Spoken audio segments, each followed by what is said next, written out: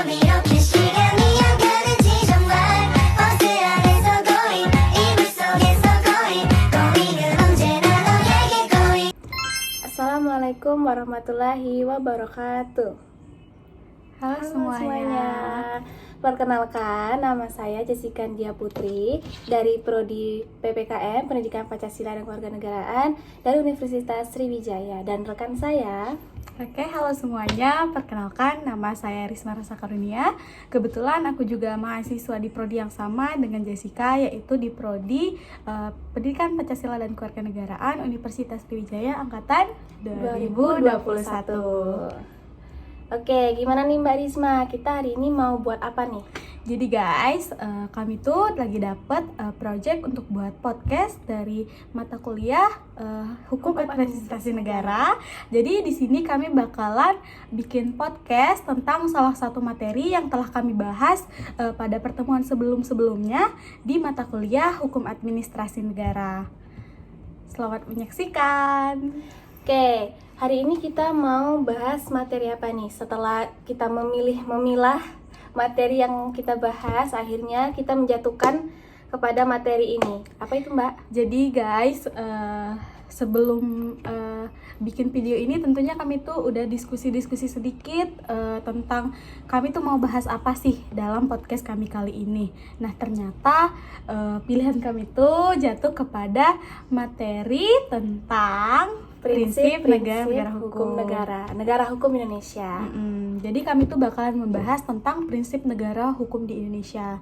Nah jadi sebelum itu mau ngapain dulu nih Mbak? Apa ya enaknya? Langsung masuk ke materi? Boleh. Tapi sebelum itu kita ini dulu nih, sebelum masuk ke materi ini, kalau aku lihat dari tadi kayaknya muka Mbak Risma tuh tertekan sekali guys. Kenapa sih Mbak? Kayaknya bukan cuma mukaku aja gak sih? Muka dia juga. Jadi guys, sebenarnya di penghujung semester 6 ini lumayan berat buat kami. Karena sebentar lagi kami bakalan ke semester 7, which is kami harus segera menyusun skripsi. Nah jadi sebenarnya dua-duanya ini lagi tegang-tegangnya karena ya tekanan. Karena kami tuh punya tanggung jawab gitu buat menyelesaikan ini dengan baik, dan kalau bisa studi ini bisa kelar dengan cepat di semester 7. Kalau bisa doain ya guys. Semoga kami bisa sidang itu di Desember. Oh iya, secepatnya. Desember. Amin. Oke, Amin. langsung saja nih ya. Walaupun dengan muka tertekan ini kami lumayan lumayan ke challenge gitu buat tugas ini, karena podcast ini baru pertama kali kami bikin podcast tugas-tugas kayak gini. Jadi langsung saja yuk. Iya. Seru ya Mbak buat podcast kayak gini tuh, kayak kita tuh menambah wawasan gitu. Betul. Oke, kita lanjut masuk ke materi. Jadi materi kita itu tentang prinsip negara hukum. Nah, sebelum itu kira-kira negara hukum itu di Indonesia, kan negara kita tahu ya, pasti negara Indonesia itu adalah negara hukum. Tapi kayaknya masih banyak gitu negara-negara yang lain yang dia tuh punya juga landasan hukumnya gitu, Mbak. Contohnya apa, Mbak Risma? Oke guys, jadi negara hukum itu nggak cuma di Indonesia, karena tentunya ada banyak negara-negara lain yang menerapkan negara hukum. Jadi salah satu negara hukum itu ada Amerika Serikat atau yang disingkat dengan USA ya, ada juga Norwegia, Swedia. Nah namun mereka tuh punya ciri khas dan karakteristik negara hukumnya masing-masing. Jadi punya landasan masing-masing. Kalau di Indonesia kan kita punya Pancasila, punya UUD NRI 1945 sebagai landasannya. Nah kalau negara lain itu sesuai dengan negaranya itu.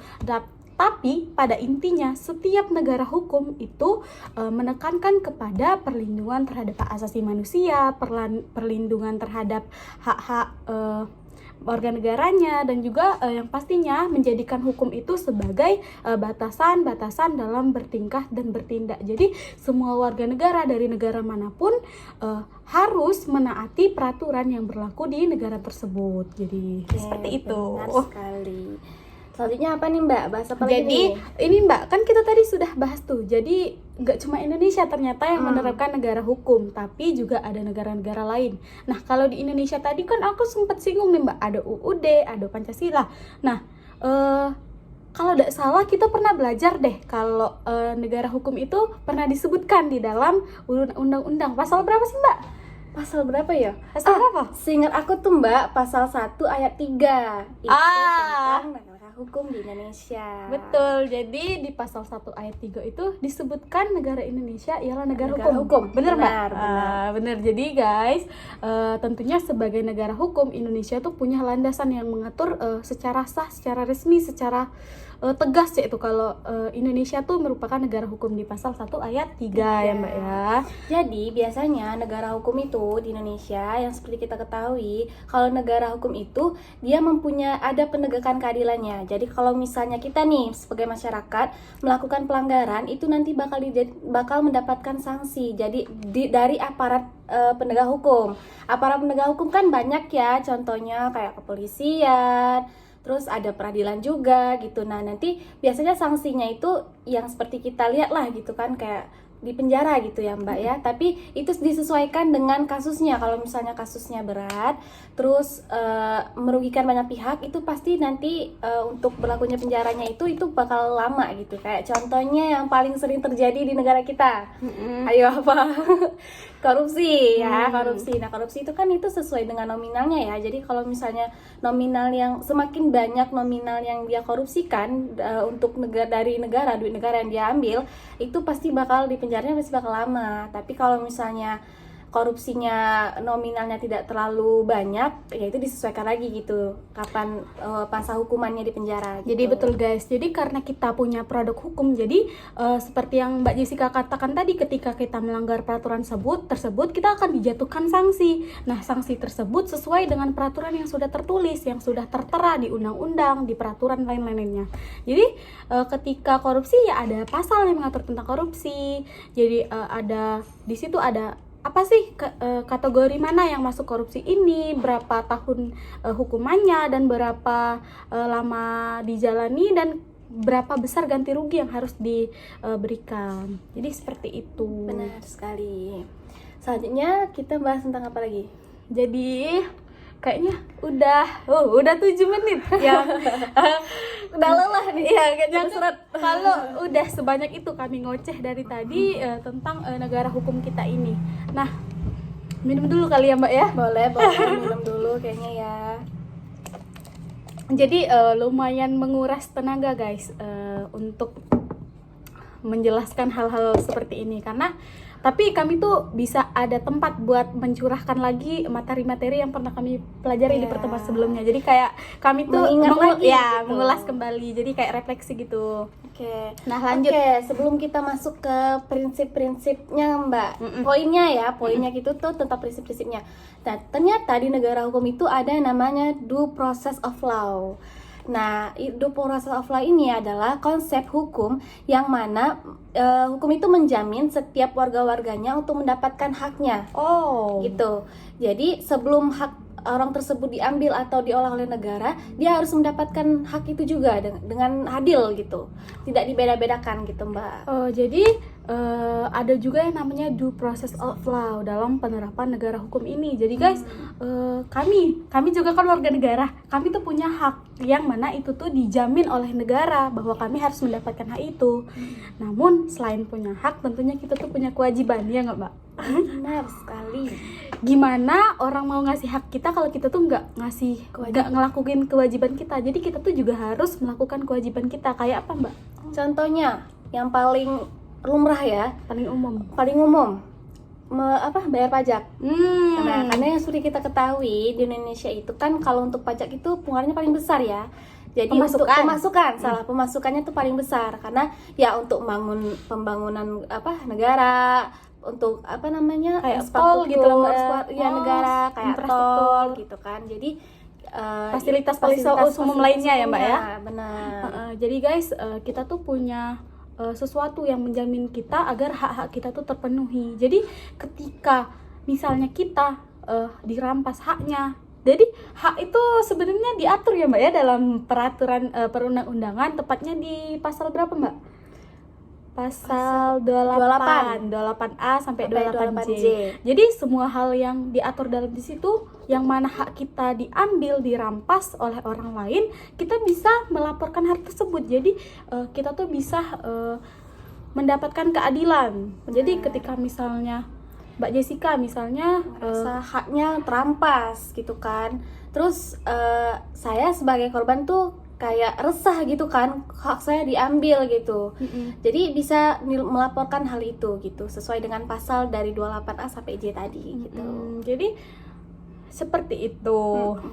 Lanjut. Karena seperti ini guys, kalau misalnya negara hukum itu segala sesuatu perbuatan kita di negara itu diatur dalam undang-undang. Jadi kalau misalnya salah satunya saja hak kita tuh atau ada yang mencoreng hak kita tuh, itu pasti bakal dilindungi negara gitu.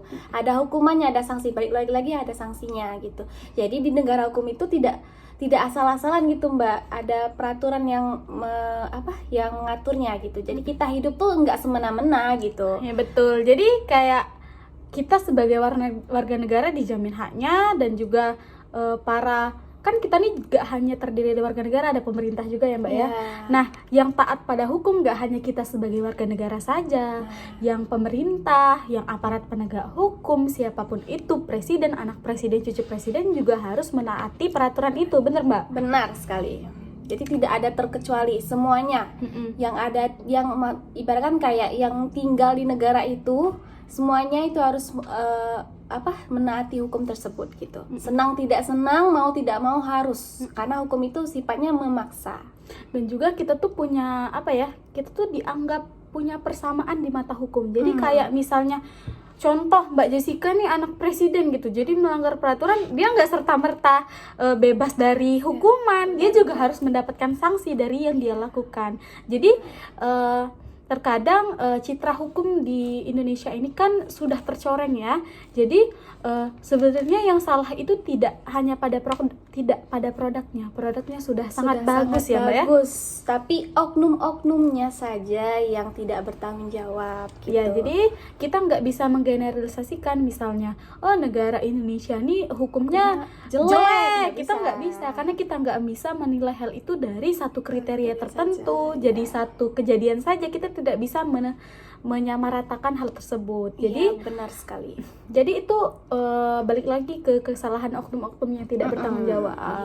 Betul. Oke, lanjut ke poinnya. Kita udah sampai ke poin penghujungnya nih Mbak Risma. Jadi prinsip-prinsip hukum negara Indonesia itu ada banyak sekali. Salah satunya itu adanya perlindungan HAM tadi. Karena kan memang Indonesia negara hukum yang sudah tertera jelas di undang-undang kalau HAM itu bakal dilindungi oleh negara gitu. Apalagi mengingat ya Mbak ya, berapa ratus juta jiwa masyarakat rakyat negara Indonesia ini. Jadi kita tuh perlu sesuatu hal yang kuat untuk bisa menjamin hak-hak kita.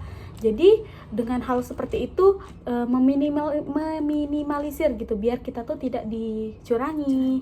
Agar kita tuh tetap merasakan kedamaian, ketentraman, dan juga merasakan apa itu keadilan. Betul kan Mbak? Oke, selanjutnya ada namanya penegakan hukum Mbak. Nah sekarang aku mau nanya nih sama Mbak Risma. Kalau menurut Mbak Risma, penegakan hukum di Indonesia itu gimana? Udah berjalan baik atau belum?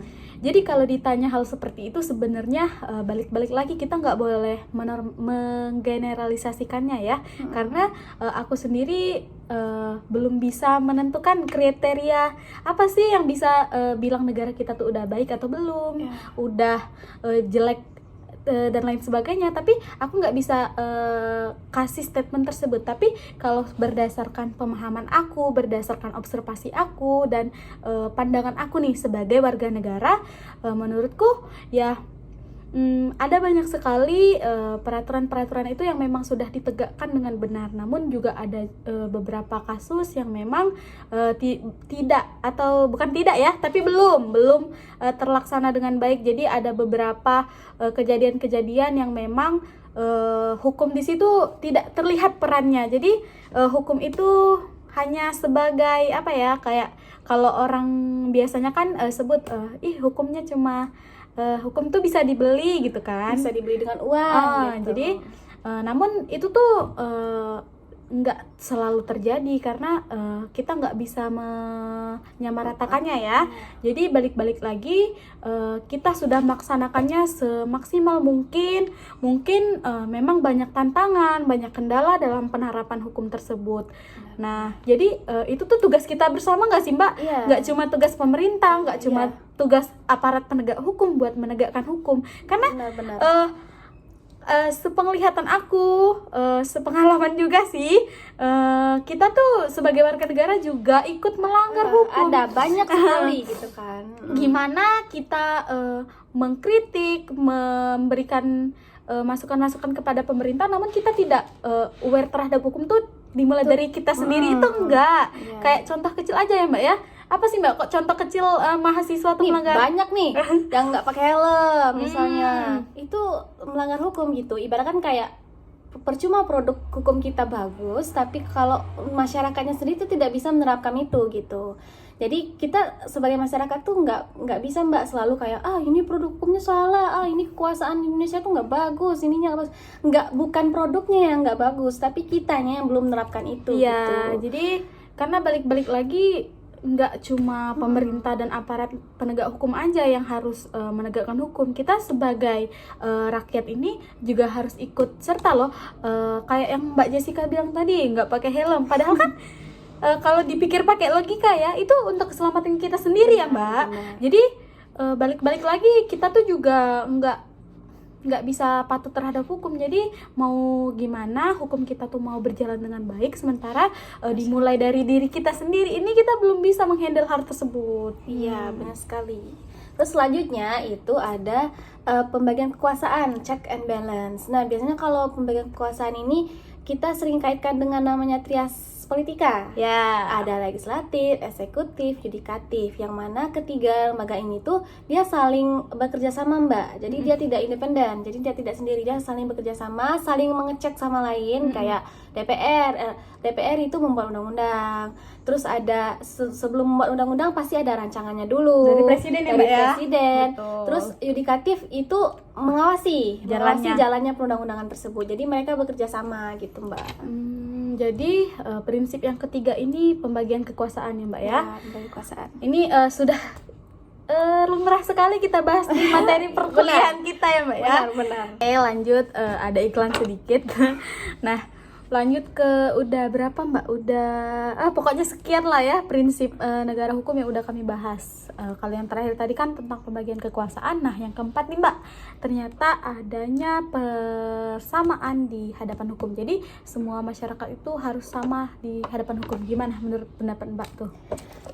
Kalau misalnya tentang ini nih agak sensitif ya pembahasannya ya untuk persamaan di depan hukum gitu, karena ya seperti yang kita lihat gitu di lapangannya, di kenyataannya itu tidak seperti itu gitu. Banyak sekali pertimbangan yang terjadi, pertimbangan yang jadi kayak orang-orang yang punya kekuasaan, orang-orang punya pejabat gitulah pokoknya, Punya yang jabatan. kekuasaan, punya jabatan gitu.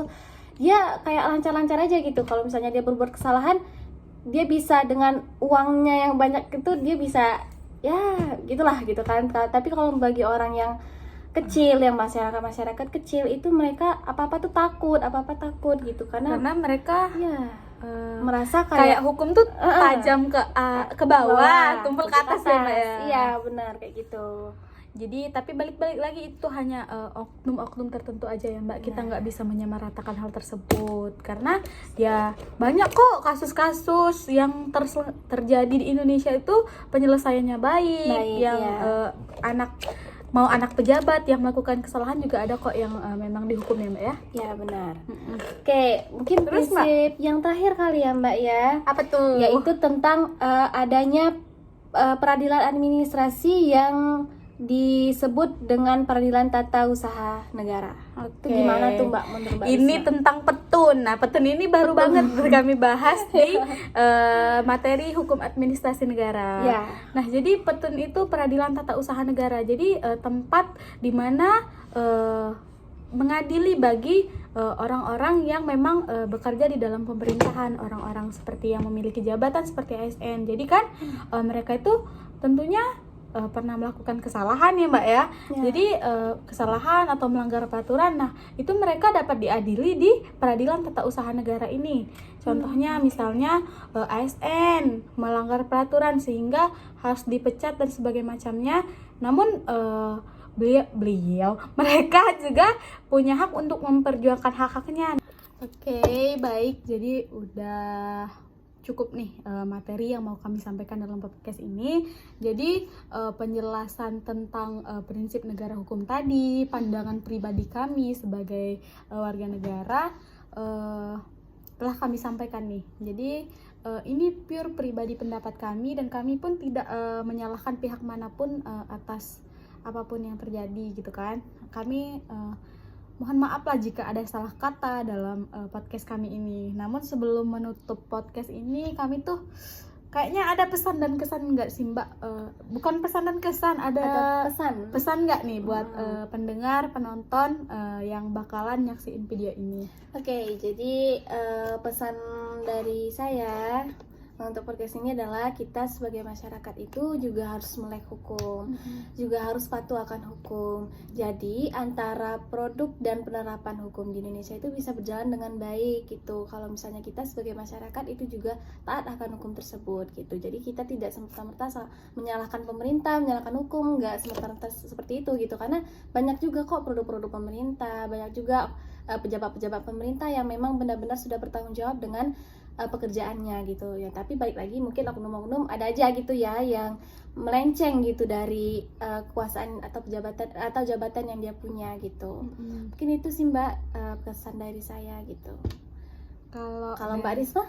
Kalau dari aku ya, jadi betul apa yang dikatakan oleh rekan saya tadi, Mbak Jessica. Jadi kita itu harus bersama-sama bergerak, harus sama-sama melangkah, harus sama-sama patuh terhadap hukum. Karena ini permasalahan hukum ini bukan hanya tugas pemerintah, tapi tugas kita semua rakyat Indonesia, baik rakyatnya, baik pemerintah, aparat penegak hukum dan lain sebagainya. Jadi orang yang mempunyai keluarga negaraan Indonesia wajib untuk taat kepada hukum dan patuh terhadap hukum.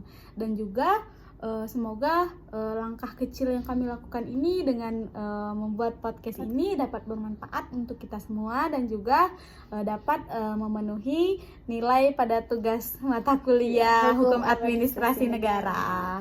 Terakhir nih untuk Ibu Mariani sebagai pengampu mata kuliah ini dan juga Pak Kurnisar juga sebagai pengampu mata kuliah ini, kami juga mau ucapin terima kasih atas tugasnya karena ini gitu beneran kan. ngebuka wawasan kami, bikin pengalaman baru buat kami, bikin podcast kayak gini.